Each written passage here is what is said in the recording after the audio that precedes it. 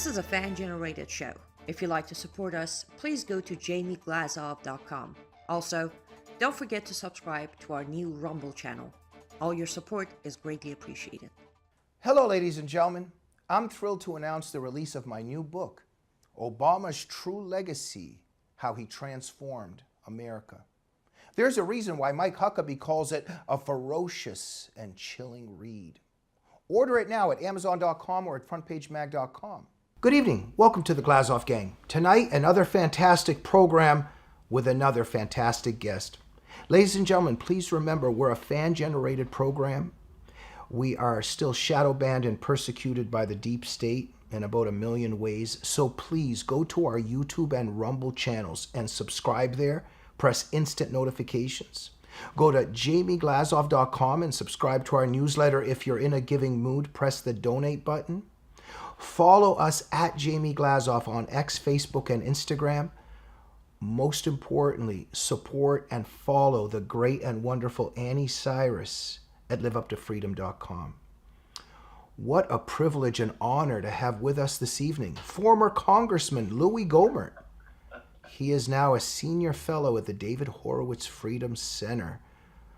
Louie, we had a great conversation at the recent event. We even bonded.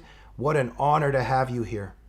Well, it is an honor to be with you and to get to learn about your background, Jamie.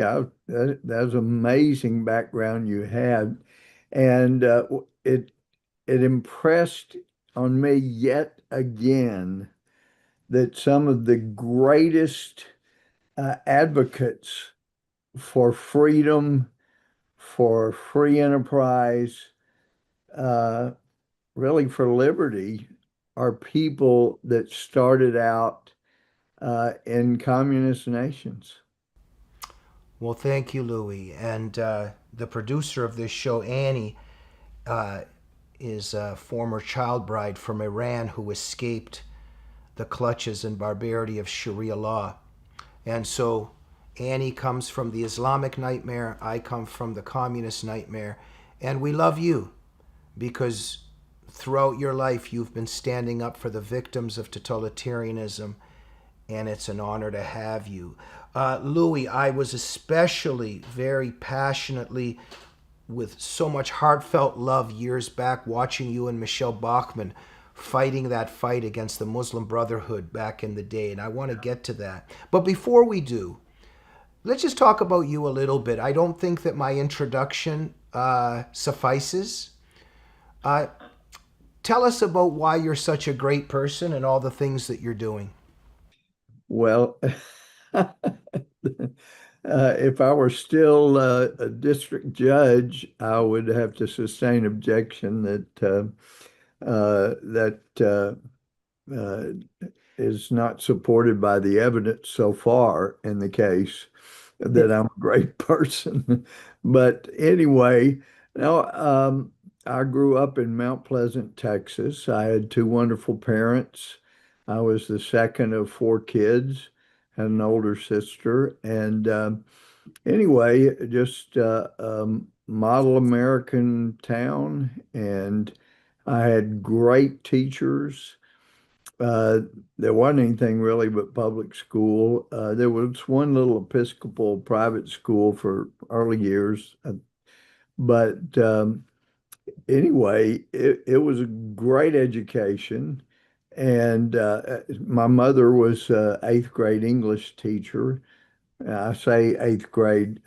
When you live with an English teacher, it's not just 8th grade. She harasses you your whole life, or her whole life. Yeah, it never goes away. So when you come home from a 2-a-day workout football and you say, "Oh, I'm exhausted. I'm going to go lay down." She says, "Oh, what are you going to go lay?"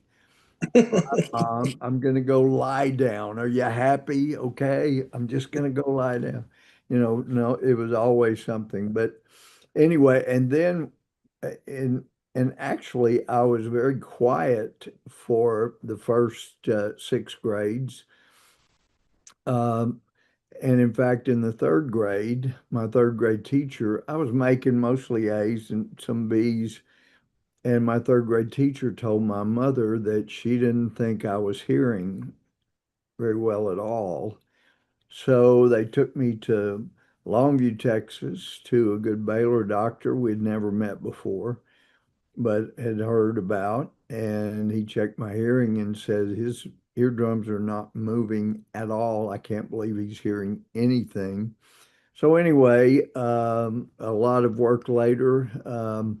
I'm hearing, I'm doing great, start making straight A's, except for a C I got in writing because it was in fifth grade. It was completely subjective. It was grossly unfair, but you learn, subjective calls by the referee. What can you do? Objective, yeah, I was making A's, but in that 1 6 weeks, she's to me. But anyway, but I was very small for my age, and so I got picked on a lot, got bullied a lot. And that fifth grade teacher actually took up for bullies most of the time. And, you learn to survive and get by. But in eighth grade, I came home with my schedule and I said, Mother, you could have done something about this. I've got you for my English teacher. And she said, I wanted you to have the best and I'm it. And I knew she was, but not to have your mother in public school. So that was really a rough year. But I found out pretty quickly if I said, hey, mom, hey, mama, mama, mama, mama, then I could have everybody laughing in no time. Or if I said, hey, Mrs. Gohmert, Mrs. Gohmert, then everybody would start cracking up. So I thought, well, this is kind of fun. And so I got to popping off a lot. But the hardest licks I ever got was in the ninth grade. We had a guy who was sat at the back of the class, and he wanted to be like Fonzie from Happy Days. He wore the leather jacket, had the motorcycle, and some days he would be back there cutting off the filters off his cigarettes. And he didn't pay attention at all. And I don't know about his home life. It may have been pretty rough, but he didn't pay attention. And so the English teacher, Mr. Ellis, was furious because he'd made like a 10 on a test paper diagramming sentences, which we did back in those days. And I was an A student. And anyway, Mr. Ellis was trying, he put a sentence like the cotton was picked, something like that. And he was trying to get him, he says, what is cotton? He's trying to get him to say it's the subject, it's a noun, and he said, I don't know, the verb, no, no, no. Mr. Ellis was yelling, no, what is it? I don't, adjective, no, no. And finally, Mr. Ellis screamed, it's a noun. It's a noun.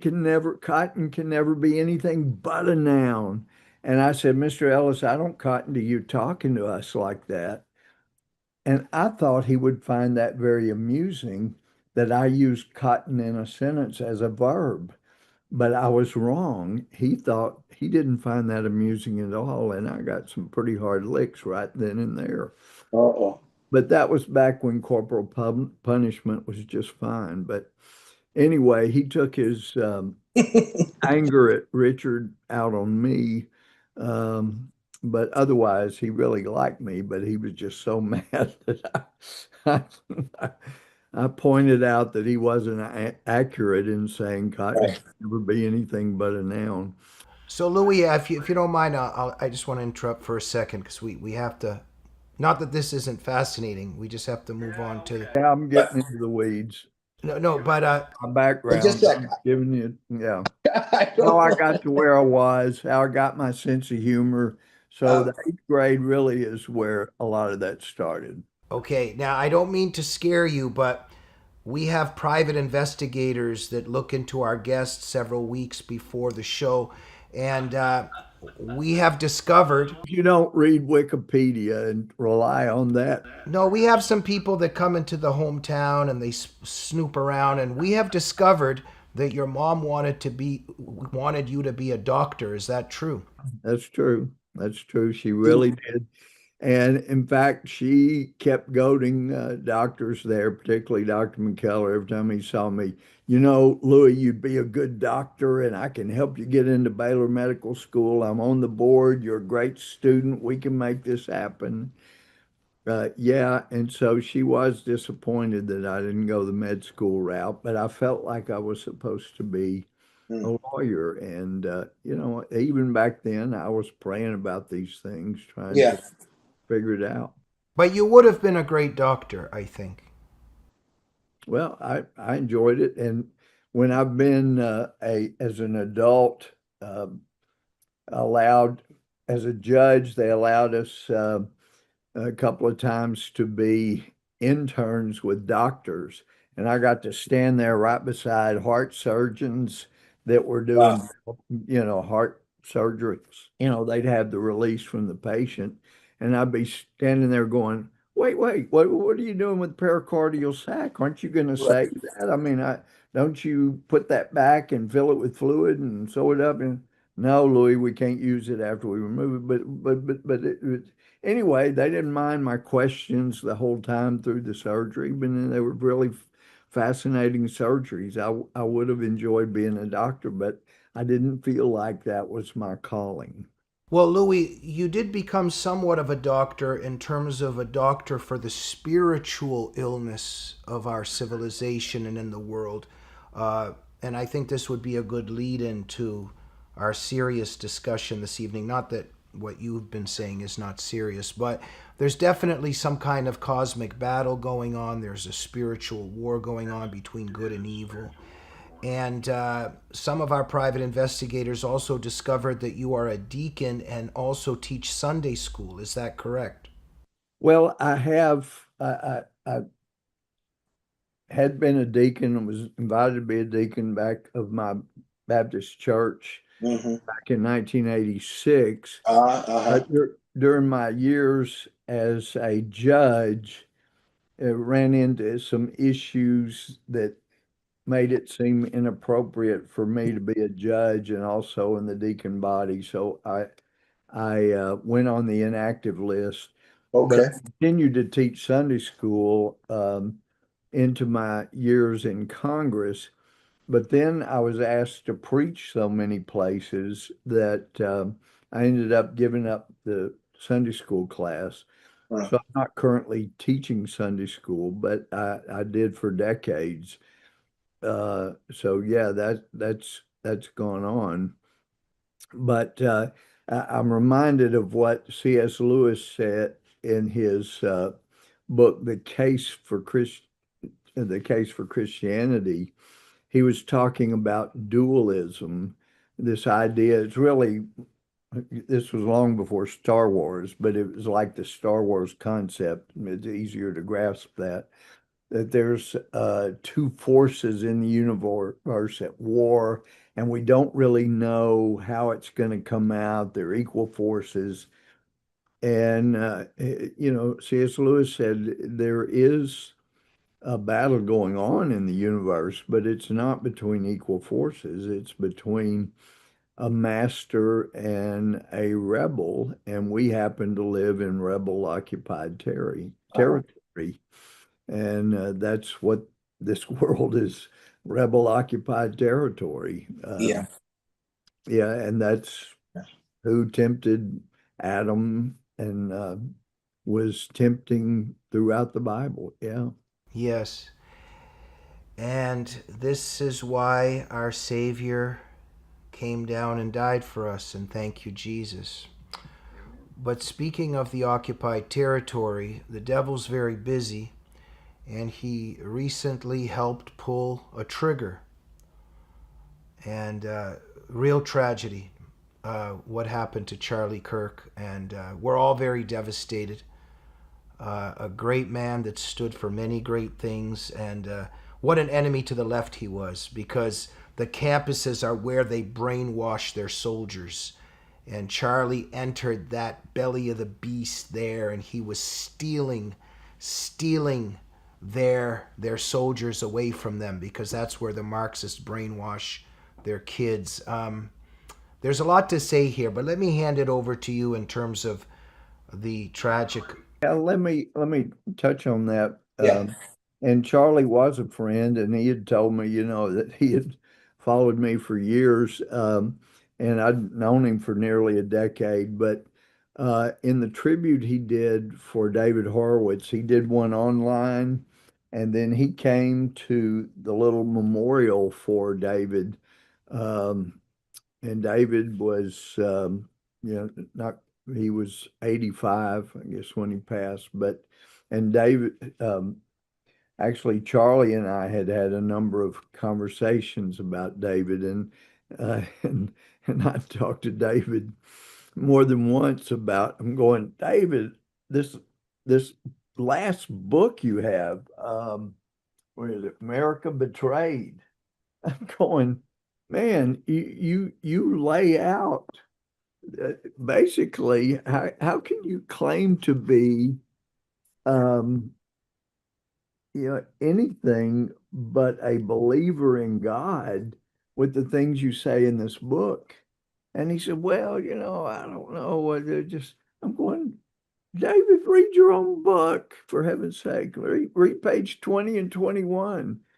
And I pointed those things out to Charlie 3 or 4 months ago. And anyway, um, so Charlie was an amazing guy, but he he gave tribute to David and said David brought him in to one of the big events he was having, 1,000 or so major donors, and had Charlie speak. And like most people that have major donors at an event, they're very protective. They don't want you to get to know their donors because they don't want their big donors pulled off in different directions. Yeah. David Horowitz was exactly the opposite, and it wasn't just Charlie. He did this with so many others. But he took him around and he introduced him to major donors and said, "This is somebody we need to help. He's got a great future." And Charlie attributed, that he didn't believe he could have got Turning Point going without all the help he had gotten from David Horowitz. And so he paid quite a tribute to David. And David, he also set the example, David did, for going into college campuses and just taking on anybody that wanted to debate. And David was a master because he was so brilliant. And Charlie learned a lot of that, and he had the love that Christians are supposed to have. He didn't ever want to shoot anybody or hurt anybody. He wanted to be able to sit down and discuss things and debate things and hopefully be able to convince them of his positions. So anyway, having known Charlie all these years, it just made it all the more tragic for me personally. Um, and I'd missed, I hadn't been on Fox News in a number of years. Apparently, I after I don't know, Lachlan Murdoch, Paul Ryan, whoever it is, but I used to be on all the time. And there's so many people I love at Fox News. They've been wonderful friends over the years, but just hadn't been on in years.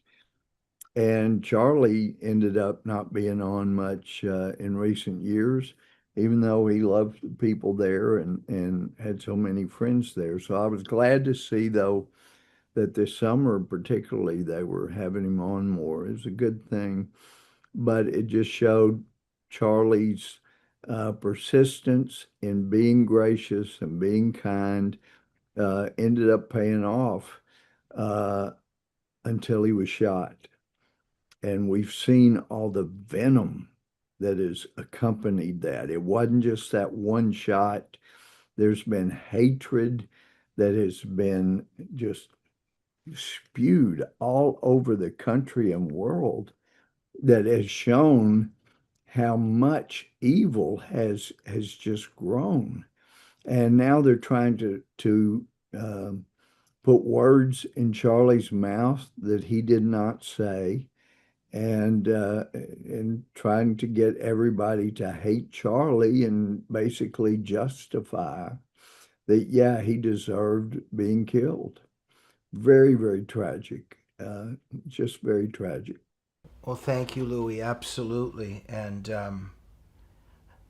if the left ever did wear a mask, the mask is off, because the way that they're cheering, I mean, they're not even hiding it anymore. Before they were a little bit engaged in deception and all this stuff, and now on social media, TikTok, on X, on Instagram, wherever I look, they're cheering. They're cheering on murder. And Robert Spencer just recently had an article up on Front Page with us, that they actually have lists now of who they want to murder next. The left is quite evil, and Louis, the leftists have blood on their hands, because whoever it was that pulled this trigger, if it was this guy, or maybe we can get into that, I'm just very suspicious sometimes of who exactly it was. We're just not told a lot of things, but when you keep calling, when you keep saying that somebody is a fascist, then there might be somebody that might think that it's time to kill a fascist. So the left has blood on its hands, right?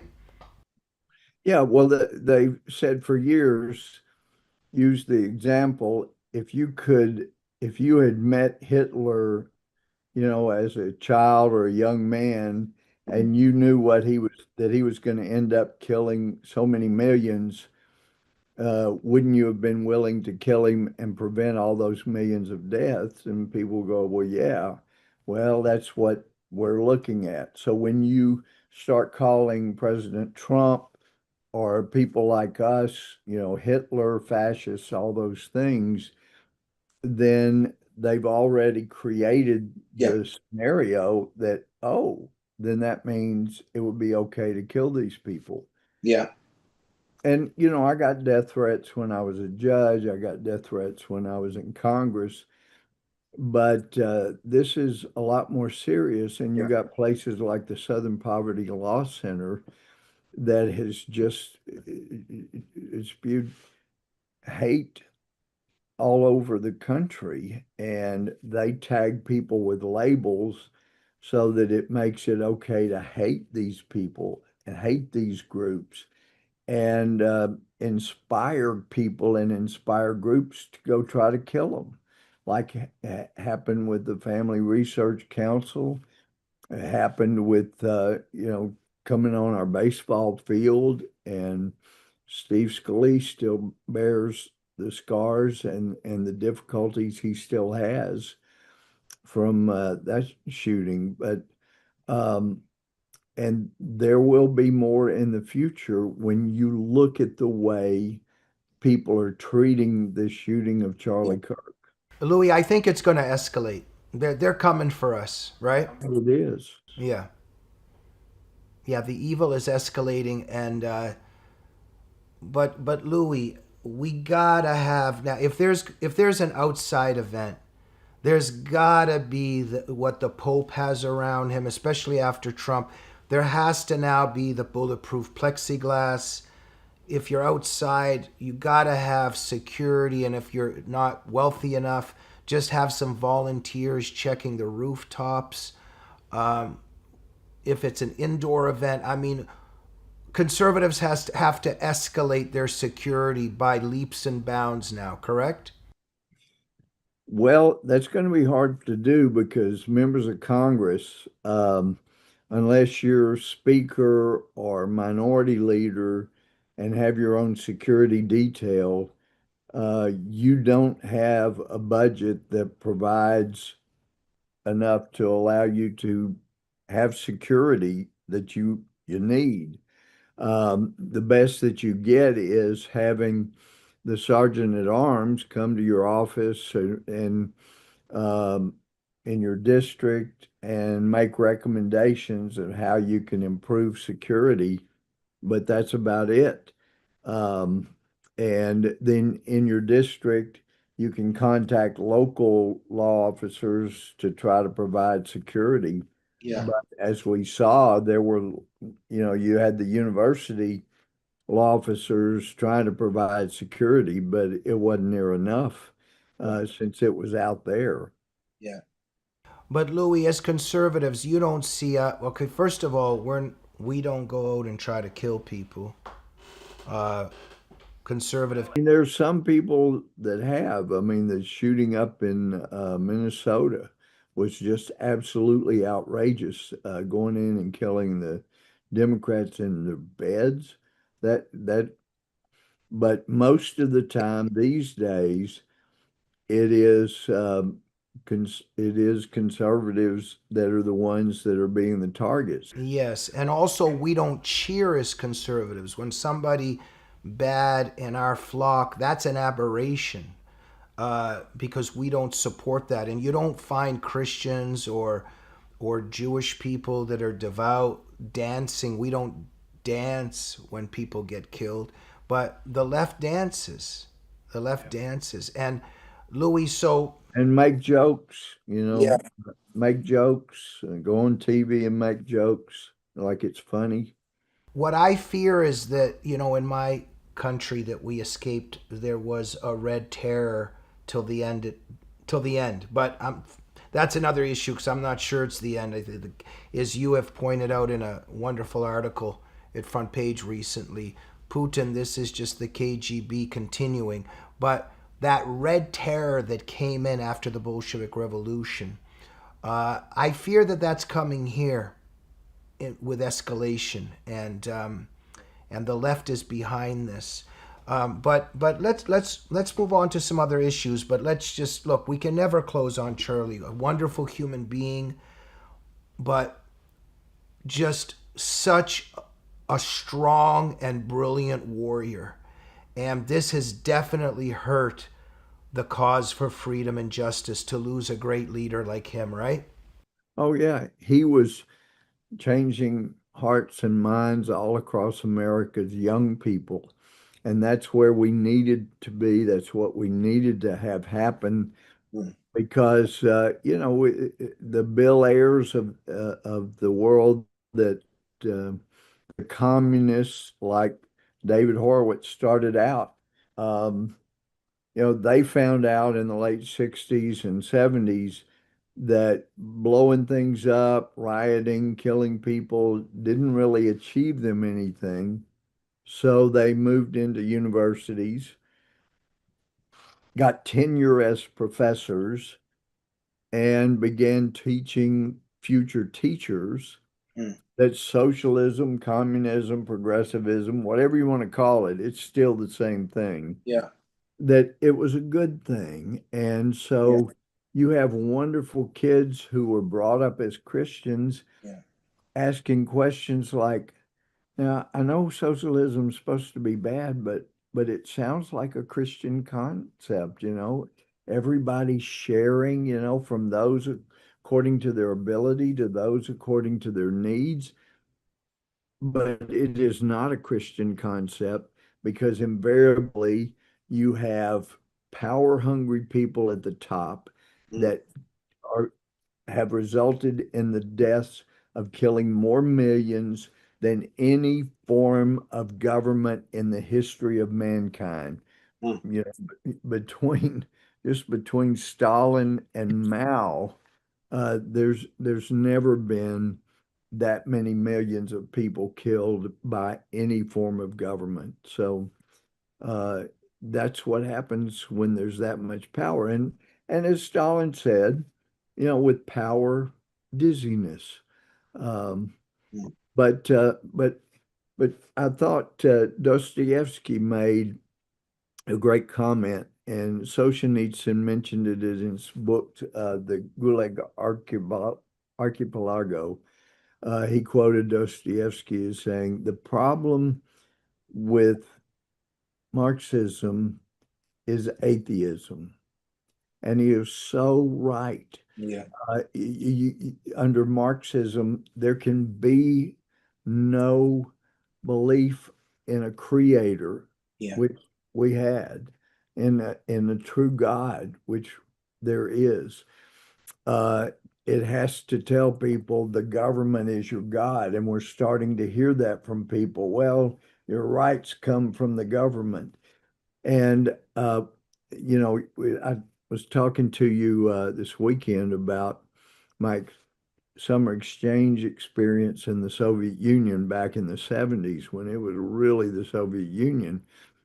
And we got to see, there were 8 Americans allowed in. We had a camp stay for half the summer and then city stays. But going out to Zagorsk, have you ever heard of Zagorsk? It was back then, it was the only officially allowed seminary. There were 40 students allowed a year into the Russian Orthodox seminary, which meant the Russian Orthodox Church had to bow and scrape to the communist leaders.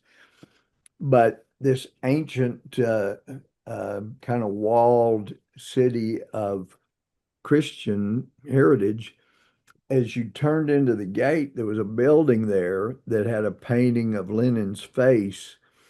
And above it, it said in Russian, Lenin, and below it, Znami, which means Lenin is with us. In other words, you may be turning into this Christian village place here, but there is no God. It's Lenin who is with us. Yeah. And I'd already been to Lenin's tomb. I knew he wasn't with us for sure. Right. He absolutely wasn't with us. So anyway, but that's Marxism, communism, progressivism. The government has to become God. Right. It's a very, very dangerous situation. And as Daniel Greenfield was pointing out in one of your other interviews on the Glazov Gang, about 1984, they just keep beating you down, saying 2 + 2 is 5. You have to not only admit 2 + 2 is 5, you have to actually convince them that you really and truly do believe that Yeah. before they let you go or kill you. Thank you, Louie. And yeah, so that is Daniel's so right. That's Yeah. they get people to accept a lie, and then they can get you to accept anything. Well, thank you, Louie. I'm so sorry if I seem like I'm interrupting. It just I'm so honored to have you here, and I want to pick your brain on a couple things before our time expires. But so much of what you're saying resonates with me because my dad introduced me to Fyodor Dostoevsky when I was a kid, and in the Brothers Karamazov, absolutely. Well, in many of his books, but he was a prophet, what the socialists and Marxists would do. But in the discussions in Brothers Karamazov, it's clearly said that if God doesn't exist, then everything is allowed. And so that's another corner of that. Louie, you have so much experience. Tell us, please, a little bit. I've always been very interested in that whole Huma Abedin, Anthony Weiner business. And now Huma Abedin's marriage in hell, I would say, to Soros's son. I think his name is Alex, if I'm correct. But that's kind of haunting. But back in the day, you and Michelle Bachmann were legitimately, heroically so concerned about Muslim Brotherhood infiltration and what they're doing through CARE and those front groups. And to the best of my memory, there were really only 5 of you, if something like that in the signed. 5 of us signed the letter. There were really Michelle and I did more on putting the letter together, but and doing the editing and whatnot. But we had 5 letters going to 5 departments, And there was nothing horrendous in the letters. They simply said they would comment about some aspect of something like care, or in one that uh,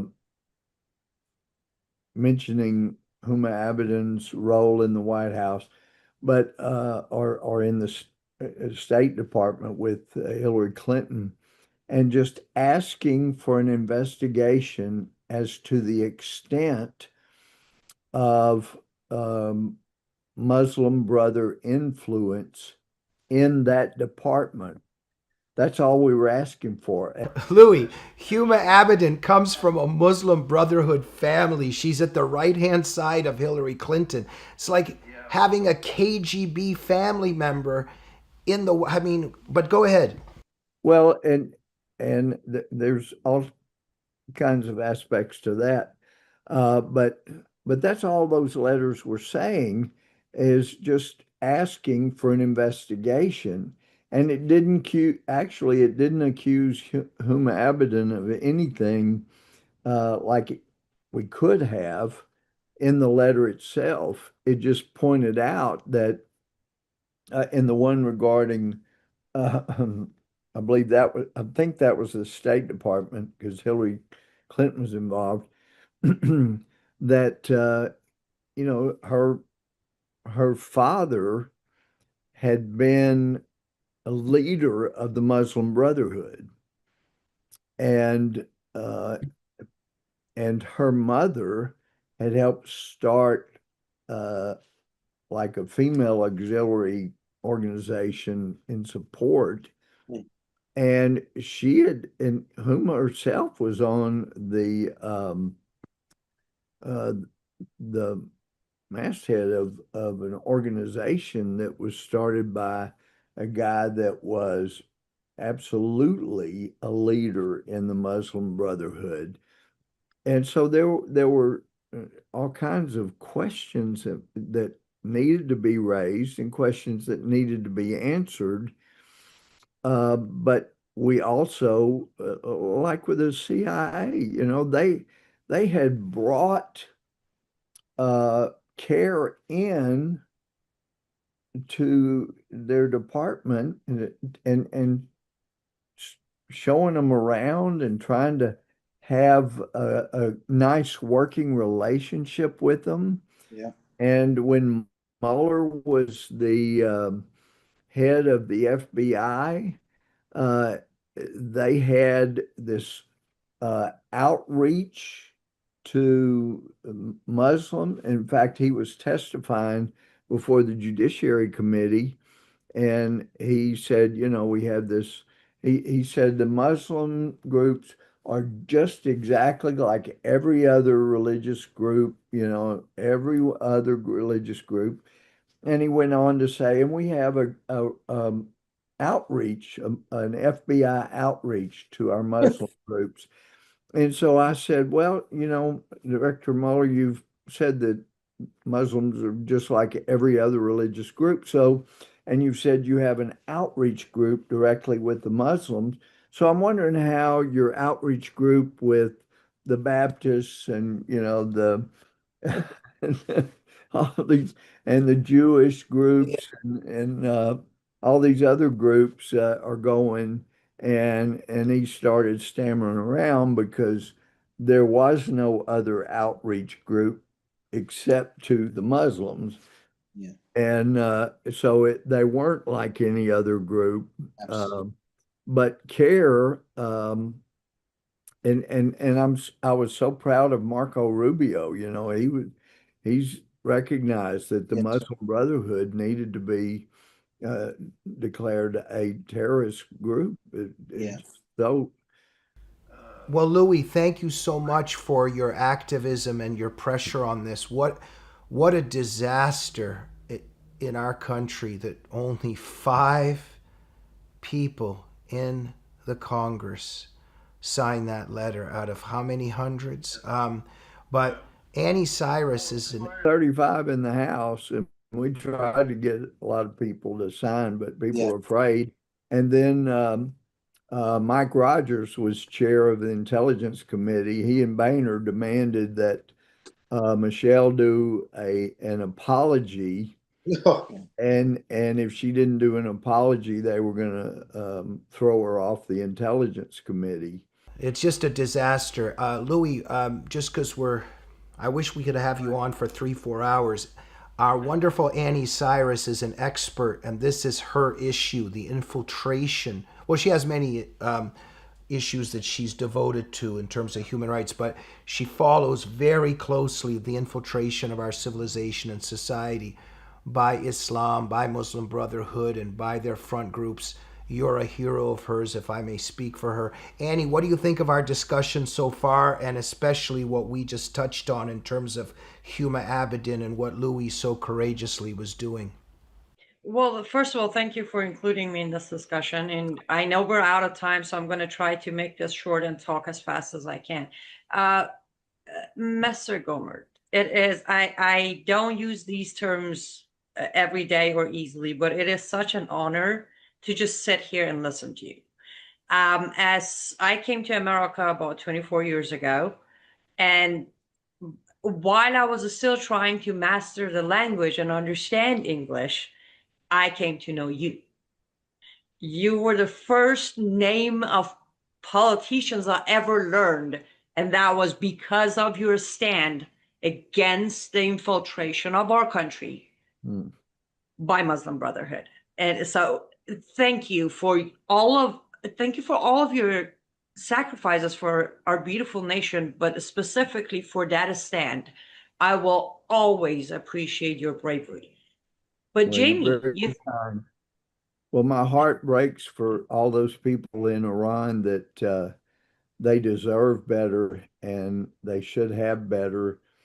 And of course, when President George H.W. Bush was president, he gave indications that he didn't come right out and say, we'll give you military support, but that if you rebel, then, we'll be with you. But it was meant we'll be with you in spirit. And there were a lot of people that rebelled and they paid, with the ultimate sacrifice. But I've been in northern Iraq and met with people that were going, if America could just give us a little, and these were Iranian dissidents who were saying, if America could just give us a little support, we could get our country back in Iran. And we were not able to get our country in a position willing to help the people get rid of the horrendous leader. And I go back to President Carter's naivety in saying and welcoming, as I'm sure you're aware, he welcomed Ayatollah Khomeini back and he literally said, as a man of peace. Well, and he opened a can of worms that has just been horrendous for mankind. Absolutely terrible. But 1 second. But Annie, you had a question. Go ahead, Annie. Well, I wanted, not necessarily a question, because I know we're almost out of time, but I just wanted to say, Jamie, I understand what you're saying, that what a terrible state to be in our country to only have 5 members of Congress to sign that letter. But look at today. We have Epic City being built in Texas by Yasser Qadi, the man who has ties to Hamas, to Muslim Brotherhood, takes money from Shia Iranian Muslims in Texas. And the DOJ dropped all investigations into Epic City. At least there was a time when we had 5 Congress members signing. Today we have none. There is a Sharia-based city being built for Muslims only to prove their Islamic supremacy in America, and no one in Congress is flinching. I just wanted to add that. Louie, this is your home turf, right? Yeah. And I'm sure you're aware of the symbolism This is really coming at the scene of the worst defeat for the Muslim Brotherhood um, in the court case that found against the um, that was in the Dallas area, and now the triumphant city coming in close to where all that happened. So, and I know our governor, Greg Abbott, has announced this isn't going to happen. We're going to stop it. But I can't find out that anything has been done other than that statement. The city is going on unabated. It is rather tragic because that's not the way cities are supposed to be built in America. That's just, not the way we're supposed. Well, thank you, Louie. Annie, so what kind of cities is going to be? Will everybody have to be veiled? Will the women have to be veiled? Are there going to be stonings? Can you walk a dog? What's gonna happen there? Well, if you talk to them, nothing. But when you follow the paperwork, it's going to be a Sharia-based city, which means, yes, women are going to be monitored by morality police assigned by Yasser Qadi to have the proper hijab.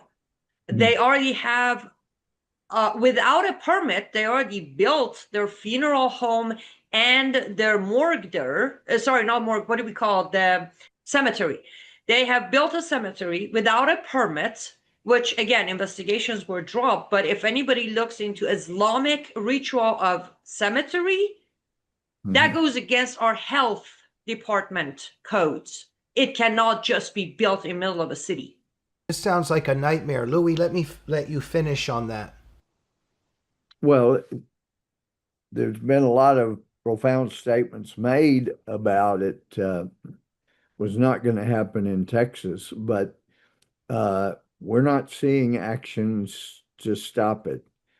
And so that's problematic, not from our Attorney General Paxton, not from our governor, lieutenant governor. I'm not hearing anything that's actually being done that would actually prevent it from going ahead and being completed. So I hope I'm wrong. I hope something's going to happen.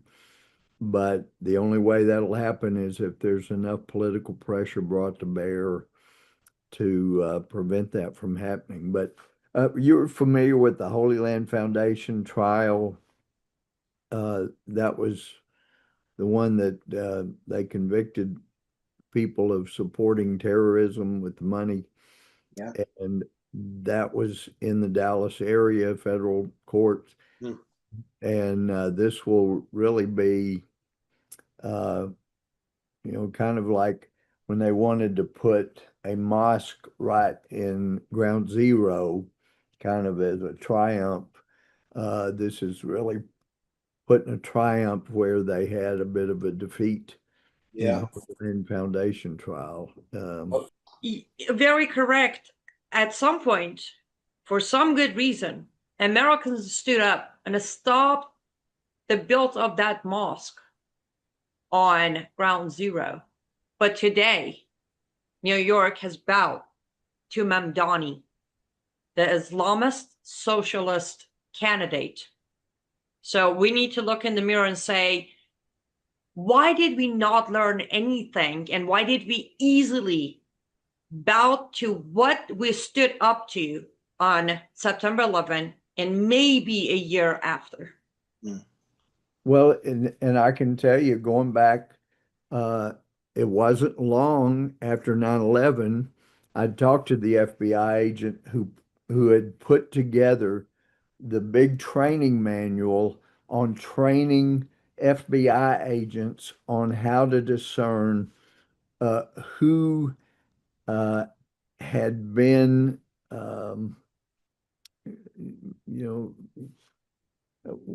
what Islamists had been radicalized because they didn't know. And he put together a manual on doing that. Well, when Mueller came in, he had decided, oh, well, CARE is objecting to that, so we got to get rid of that manual. So they told him, get rid of all the copies. And it was a huge body of work he had spent many, many years building on how to determine when somebody's been radicalized. Mm. And so, anyway, when Mueller was before us after the Boston bombing, I asked him if I said, you guys didn't even go to the mosque where they were, where they went to worship, and actually where they were being radicalized, the Sarnia brothers. And he said, we didn't go to that mosque. And then under his breath, he said, in our outreach program. In our outreach program, you get that? They didn't go to ask about the Sarnia brothers being radicalized. Yeah. It was their outreach program where they go sit down and they have hummus and all this stuff and watch prayer sessions and whatnot. But the fact is, and I said, did you know that that mosque they attended was started by Al-Moody?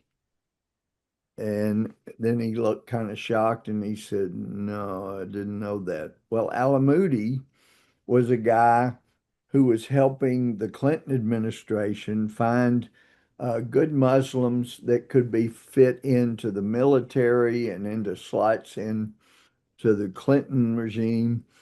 And anyway, then he was helping the George W. Bush administration and the FBI. They felt like he was a good guy until British MI6 handed over evidence to show that he was funding absolute terrorism.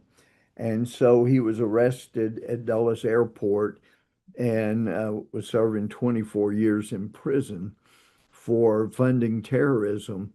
And this was the guy they thought, and in fact, he stood with President Bush at Ground Zero, as a model of what a moderate Muslim looks like. So when I said that to Mueller, he was shocked. No, I didn't realize Al-Moody started that mosque. Well, it was started by a guy that has been funding terrorism, and you didn't even know that till MI6 gave it to you. Yeah. Thank you so much, Louie. Thank you, Annie, for those profound comments. Stephen Coughlin has written a book called Catastrophic Failure, and that's what we're looking at. And Annie, I think this is only the beginning of the discussion. We need to beg Louie Gohmert to come back, right? Absolutely, yes, please. And can I start the show next time? Absolutely. Louie Gohmert, you are a gentleman and a scholar. And why don't I give you 60 seconds? Tell us what Americans should be thinking about right now. Well, what Americans should be thinking about is the fact that God blessed America. And there were so many miracles that occurred during the revolution that allowed us to have this experiment in self-government. Amen. And we have got to get back to recognizing that fact, that without the grace of God, we don't have the freedom we have. And if people don't wake up and understand that, then that freedom will be lost and it won't be coming back. Thank you, Louie. For all the people that are inspired on the edge of their seat right now, they want to check out your work, they want to see what you're doing, where can they follow you? Definitely they should be going to frontpagemag.com and following your brilliant articles there. Where else? Well, thank you for publishing my articles, and I'll be writing more of those for Front Page. And anyway, at Rep Louie Gohmert is the Twitter. But anyway, I'm doing a lot of traveling and speaking, and Okay. I'm hoping I'm going to get a major publisher to publish my book, and we'll see about that because it discloses a lot of stuff people just do not know, and they need to. Well, make sure to keep protecting yourself too, okay? Well, all right. Yeah, well, I don't have the money for really great security and bubbles and Pope mobiles and things like that. So, yeah, so we'll pray for protection. Well, you're in our prayers, Louie. Thank you for being on the front lines and fighting for truth, for justice, for freedom, and for America. And I speak on behalf of Annie and everybody at the Glazov Gang that we love you. Will you come back and do round 2 with us? I'd love to. Look forward to it. Thank you, Jamie. Thank you, Annie. Fantastic. Thank you. Thank you for joining the Glazov Gang this evening. We'll see you soon. Good night.